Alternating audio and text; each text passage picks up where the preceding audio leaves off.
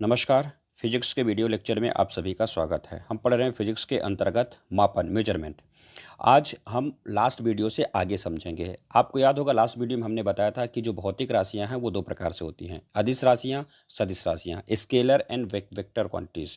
वर्गीकरण का एक आधार और है ऐसी राशियां जो किसी अन्य राशि पर निर्भर नहीं करती, उनको हम मूल राशियां कहते हैं, फंडामेंटल क्वांटिटीज। और जो ऐसी राशियां जो मूल राशियों से व्युत्पन्न होती हैं उन्हें हम व्युत्पन्न राशियां कहते हैं, डिराइव्ड क्वांटिटीज। तो इस तरह से आप सीधे तौर पर कह लीजिए कि मापन के आधार पर राशियां दो प्रकार की हो गई, अदिश राशि और सदिश राशि। निर्भरता या उनकी स्वतंत्रता के आधार पर राशियां दो प्रकार की हो गई, मूल राशि और व्युत्पन्न राशि। इसी आधार पर हम मात्रकों का भी वर्गीकरण कर सकते हैं। मतलब ऐसे मात्रक जो मूल राशियों के हैं उनको मूल मात्रक कहिए, ऐसे मात्रक जो व्युत्पन्न राशियों के उनको व्युत्पन्न मात्रक कहिए। अर्थात मात्रकों के दो भाग हो गए, एक फंडामेंटल यूनिट्स और दूसरे हैं डिराइव्ड यूनिट्स, मूल मात्रक और व्युत्पन्न मात्रक। मूल राशियों के मात्रकों को मूल मात्रक कहेंगे। ये भी कह सकते हैं कि ऐसे मात्रक जो किसी अन्य मात्रक पर निर्भर नहीं करते वो मूल हैं, वो फंडामेंटल हैं। और ऐसे मात्रक जो मूल मात्रकों से व्युत्पन्न होते हैं उन्हें हम व्युत्पन्न मात्रक कहेंगे। दो तरह से परिभाषित कर सकते हैं। सबसे सरल परिभाषा क्या है? मूल राशियों के मात्रक को मूल मात्रक कहेंगे और व्युत्पन्न राशियों के मात्रक को व्युत्पन्न मात्रक कहेंगे। एक तरीका क्या हो सकता है? ऐसे मात्रक जो किसी अन्य मात्रक पर निर्भर नहीं करते उनको मूल मात्रक कहेंगे, और ऐसे मात्रक जो मूल मात्रकों पर निर्भर करते हैं उन्हें हम व्युत्पन्न मात्रक कहेंगे। आपको याद होगा कि मूल राशियों की संख्या अब 7 बताई गई है, या फिर ये कह सकते हैं विज्ञान में मूल राशियों की संख्या 7 है, अथवा एसआई पद्धति में मूल राशियों की संख्या 7 है। तो मूल राशियों के मात्रक को जब हम मूल मात्रक कहते हैं, मूल राशियों की संख्या 7 है तो मूल मात्रकों की संख्या भी 7। और व्युत्पन्न राशियों की संख्या चूंकि असीमित है इसलिए व्युत्पन्न मात्रकों की संख्या भी असीमित है। मैंने आपको लास्ट वीडियो में ट्रिक बताया है कि जब भी मूल राशियों को याद करना हो तो आप ताबिज द्रस्लम को याद रख सकते हैं। ताबिज द्रस्लम ये 7 मूल राशियों का, ता से तापमान, वी से विद्युत धारा, जा से ज्योति तीव्रता, दर से द्रव्यमान, सा से समय, ला से लंबाई, मा से मात्रा, पदार्थ की मात्रा। इन्हीं के मात्रक जो होंगे वो मूल मात्रक हो जाएंगे। कैसे? तापमान, तापमान का मात्रक हो गया केल्विन। विद्युत धारा का मात्रक हो गया एम्पियर। ज्योति तीव्रता का मात्रक हो गया सीडी, कैंडेला। द्रव्यमान का मात्रक हो गया किलोग्राम। समय का मात्रक हो गया सेकेंड। लंबाई का मात्रक हो गया मीटर। और मात्रा, पदार्थ की मात्रा का मात्रक हो गया मोल। तो इस तरह से मूल मात्रक 7 कौन कौन से हैं ये आप ताबिज द्रस्लम के अनुसार याद रखिए। तापमान केल्विन, विद्युत धारा एम्पियर, ज्योति तीव्रता कैंडेला, द्रव्यमान किलोग्राम, समय सेकेंड, लंबाई मीटर, पदार्थ की मात्रा मोल। तो इस तरह से मूल मात्रकों की संख्या 7 है। आगे जब हम पद्धति पढ़ेंगे तो वहाँ पर इसको एक बार फिर से हम डिटेल में जानने का प्रयास करेंगे। अब हम आगे बात करते हैं। तो एक बात ध्यान रखिएगा, हम आगे बढ़े उससे पहले आपको ध्यान में रखना होगा कि कई बार पूछ लिया जाता है निम्न में से कौन सा मूल मात्रक नहीं है या कौन सा मूल मात्रक है। तो आप ताबिज दरअस्लम से याद रखिएगा, इन ताबिज दरअस्लम के जो मात्रक होंगे वो मूल मात्रक होंगे। ठीक है। इनका जो संकेत है जो वैज्ञानिकों के नाम पर है उनको कैपिटल लेटर में लिखा जाएगा, और जो वैज्ञानिकों के नाम पर नहीं है उनको हम स्मॉल लेटर में लिखेंगे। अब व्युत्पन्न मात्रकों की बात करते हैं। व्युत्पन्न नाम से पता चल रहा है जो व्युत्पन्न होता है। कहाँ से व्युत्पन्न होता है? मूल राशियों से। जैसे सबसे पहले एक सरल एग्जाम्पल लेते हैं, क्षेत्रफल। इनमें हम दो चीज़ें बताने का प्रयास करेंगे, एक मात्रक कैसे निकालना है, दूसरा उनका डायमेंशनल फार्मूला या बिमी सूत्र क्या होगा।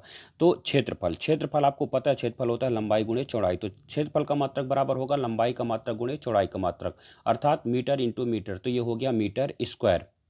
अब इसका डायमेंशनल फार्मूला बताइए। तो डायमेंशनल फार्मूला अब आप इसमें देख एक बात ध्यान रखिएगा, लंबाई, चौड़ाई, ऊंचाई, चाप, त्रिज्या, दूरी, विस्थापन। जब भी विमी सूत्र निकालेंगे आप इनको एल से डिनोट करेंगे। रीजन ये है कि एसआई पद्धति के आने के पहले तक 3 मूल राशियां हुआ करती थी। एक एम मतलब मास, मतलब द्रव्यमान, दूसरा एल मतलब लंबाई, तीसरा समय, टाइम या टी से जिसको दर्शाएंगे, एम एल टी। तो इसी फॉर्म में हम डायमेंशनल फार्मूला को लिखते हैं। अब आप देख लीजिए, इसका जब हम बिमी सूत्र बताएंगे तो इसमें आपको बताना है कि इन तीनों डायमेंशन में कौन कौन डायमेंशन है और कितनी बार है। तो आप इसमें देखिए सिर्फ एक डायमेंशन है, मीटर। मीटर मैंने बता दिया, चाहे लंबाई, चौड़ाई, ऊंचाई, दूरी, विस्थापन, चाप, त्रिज्या होगा, आप बिमी सूत्र में उनको एल से डिनोट करेंगे। तो लंबाई को भी एल से दर्शा रहे हैं, चौड़ाई को भी एल से दर्शा रहे हैं। तो एल कितनी बार हो गया? 2 बार। तो एल स्क्वायर आप लिख सकते हैं। अब आप देख लीजिए इसमें एम एल टी के फॉर्म में लिखेंगे तो एम एक भी बार नहीं है, इसलिए हमने पावर में 0 कर दिया। एल 2 बार है इसलिए हमने स्क्वायर कर दिया, टी एक भी बार नहीं है। तो इस तरह से इस फॉर्म में भी लिख सकते हैं और एल स्क्वायर के फॉर्म में भी लिख सकते हैं। और बेबी सूत्र लिखने का तरीका है कि इसको हम बड़े ब्रैकेट के अंदर लिखते हैं। तो एम एल टी के फॉर्म में भी लिख सकते हैं या फिर सिर्फ एक डायमेंशन के फॉर्म में भी लिख सकते हैं। फिर जैसे दूसरे को देख लीजिए, आयतन। आयतन सबसे पहले बताइए है क्या? ये लंबाई चौड़ाई और ऊंचाई का गुणनफल है, तो हमने लिख लिया। मात्रक निकाल लेंगे, लंबाई का मात्रक गुणे चौड़ाई का मात्रक गुणे ऊंचाई का मात्रक, तो इस तरह से मीटर क्यूब आ गया। हम बात करते हैं बेमी सूत्र की। लंबाई को भी एल से दर्शाएंगे, चौड़ाई को भी एल से दर्शाएंगे, ऊंचाई को भी एल से दर्शाएंगे। एल कितनी बार हो गया? 3 बार, तो ये हो गया एल क्यूब। आप इसको एम एल टी के फॉर्म में भी लिख सकते हैं। एम इसमें एक भी बार नहीं है तो पावर 0 कर दीजिए। एल 3 बार है तो एल की पावर आपने 3 कर दिया। टी एक भी बार नहीं तो पावर आपने 0 कर दिया। बाकी आप इसको जो पढ़ना चाहें, जो साउंड करना चाहें कर सकते हैं, ये आपके ऊपर है। घनत्व पे आ जाइए। डेंसिटी सबसे पहले पता होना चाहिए घनत्व क्या है। तो घनत्व इकाई आयतन में पाए जाने वाले द्रव्यमान को हम घनत्व कहते हैं। अर्थात घनत्व बराबर हो गया द्रव्यमान बटे आयतन। इतना आपको पता होना चाहिए, या तो परिभाषा पता हो या फिर फार्मूला पता हो। अब आपको ध्यान रखना है कि इनको आप तब तक चेंज कर दीजिए जब तक कि हमको मूल राशियाँ या मूल मात्रक ना मिल जाएँ। तो द्रव्यमान का मात्रक किलोग्राम, फिर आयतन का भी हमने निकाला, आयतन का मीटर क्यूब हो गया। और आपको पता है किलोग्राम और मीटर ये दोनों ही क्या हैं? मूल हैं, इसलिए आगे इनको हम नहीं चेंज कर पाएंगे। अब यहीं पर आप देख लीजिए, ये किलोग्राम हो गया, किलोग्राम। या फिर यहीं पे देख लीजिए द्रव्यमान और आयतन, यहाँ सीधे देख लीजिए। तो द्रव्यमान को हमने किससे दर्शा दिया? एम से। आयतन की जगह पे आप उसका मान लिख दीजिए, लंबाई गुणे चौड़ाई गुणे ऊंचाई, L into L into L. तो सिंपली क्या मिल जाएगा? एम अपान एल क्यूब। अब इसको आप सीधे इस फॉर्म में लिख सकते हैं, M L T to power minus T.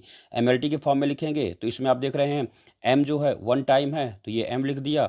L जो है 3 टाइम्स है, लेकिन आपको ध्यान में रखना है को बटे में लिखा है इसलिए उसके आगे हमने नेगेटिव साइन लगा दिया। और टी एक भी बार नहीं तो हमने पावर 0 कर दिया।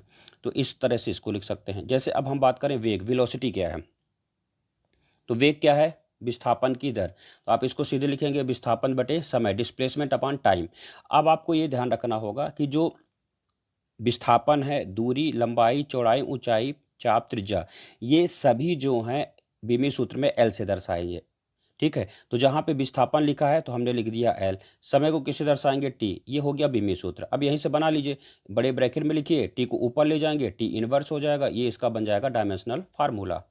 आप चाहें तो इसको एम के फॉर्म, एम एल टी के फॉर्म में लिखेंगे तो एम इसमें एक भी बार नहीं है तो एम को आप एम की पावर 0 करेंगे।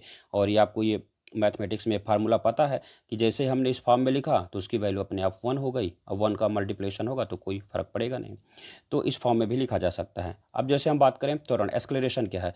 वेग परिवर्तन की दर को हम समय कहते हैं। फार्मूले के रूप में लिखेंगे तो वेग परिवर्तन बटे समय। यहाँ पे परिवर्तन कोई राशि नहीं है, सिर्फ राशि कौन सी है? वेग।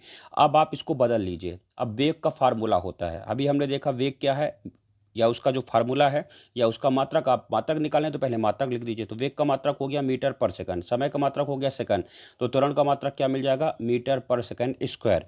अब आप देखिए इसका बीमी सूत्र कैसे फाइंड करेंगे। तो बहुत ही आसान है, यहाँ पर लिखा है वेग, तो पहले आप ये पता कर लीजिए वेग क्या होता है। वेग है विस्थापन की दर, तो जहाँ पे वेग है वहाँ पर आप लिख सकते हैं विस्थापन बटे समय, ये हमने लिखा। और एक समय पहले से लिखा हुआ है, ये हमने पहले से लिख दिया समय। अब आपको मैंने बताया कि जब भी आप बीमी सूत्र निकालिए तो लंबाई, चौड़ाई, ऊंचाई, चाप, त्रिज्या, दूरी, विस्थापन को एल से दर्शाइए। तो जहाँ विस्थापन है वहाँ एल लिख दीजिए, समय है इसको टी से लिख दीजिए, और एक टी पहले से ये हो गया। तो आप इसको सीधे क्या लिख सकते हैं? L upon T square. बस अब आप इसको सिंपल फॉर्म में लिख दीजिए तो क्या हो जाएगा? L into T to power -2। ये हो गया इसका डायमेंशनल फार्मूला। आप इसको चाहें, ये देख लीजिए, इसको चाहें तो इसको एम के फॉर्म में भी लिख सकते हैं। इसमें मास नहीं है तो आप इसकी पावर 0 कर दीजिए। एल 1 टाइम है तो एल कर दिया, टी 2 टाइम है लेकिन बटे में है तो हमने ये पावर में -2 कर दिया। ये इसका डायमेंशनल फार्मूला हो गया। तो इस तरह से हम व्युत्पन्न मात्रकों को ज्ञात करते समय बीमी सूत्र भी वहीं पर निकालना सीख लेते हैं। तो इस तरह से व्युत्पन्न मात्रक से महत्वपूर्ण क्वेश्चन बनते हैं और बीमी सूत्र से तो एक क्वेश्चन लगभग पूछा जाता है। तो इसके बाद की वीडियो में हम मात्रक की पद्धतियों को पढ़ेंगे और एक बार और जो महत्वपूर्ण बीमी सूत्र होंगे उनको हम फिर से निकालने का प्रयास करेंगे। धन्यवाद।